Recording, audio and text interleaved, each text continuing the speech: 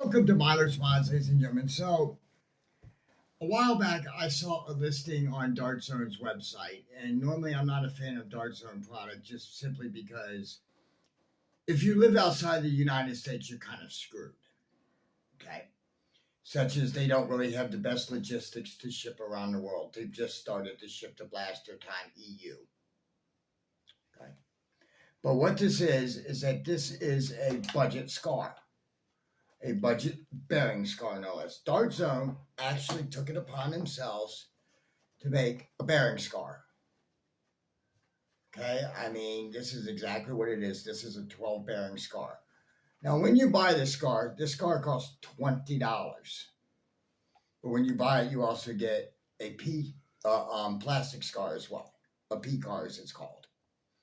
I mean, it's definitely well worth $20. I'll be honest with you, the only bad thing is, as I said, they don't ship everywhere. Such as I've already had to ship one of these scars to that old Nerf guy in Canada. Because he absolutely had to have one. Now, when I tested this scar, and keep in mind, I'm going to test it at many different power levels and settings. On 200 FPS, it was fine. 250 FPS, it was fine. When it got above 250 or so, such as when I put it on my Harrier, the accuracy decreased.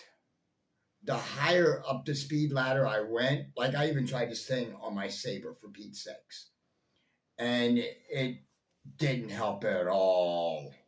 So I think I'll keep my Saber scars. But for $20, this definitely is a budget scar. This is cheaper than the Gavin Fuzzy offering. This is cheaper than 90% of the other offerings out there.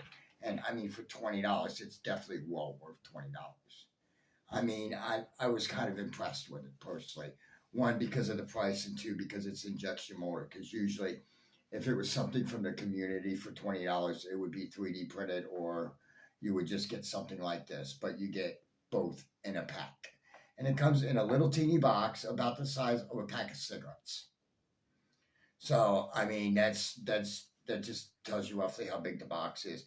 I also have another one of these scars that I sent out to YouTuber from the UK, guy named Bradley Chalkley.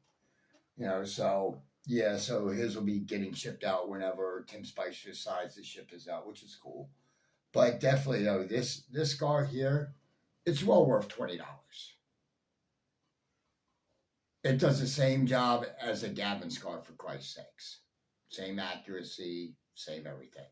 It's good to about 250 FPS, which is not bad. I mean, that's why I have it on my Seagull here. I'll give you a firing demo, even though you probably won't be able to see much deviation or anything like that. I mean, it is kind of cool. I mean, definitely, it's well worth $20. I mean, when this scar came out, I thought it was gonna be like $30 or $40 or whatever, because I'm used to spending $40 on a scar. Like the Gavin scar, that's like $40. A Saber scar is $100. So when I saw this, and a friend of mine shot me the image of it and link for it, and he was like, "Dude, they're only $20." Figured I had to try it, and I'll be honest with you, I'm impressed for it. I'm truly impressed by it.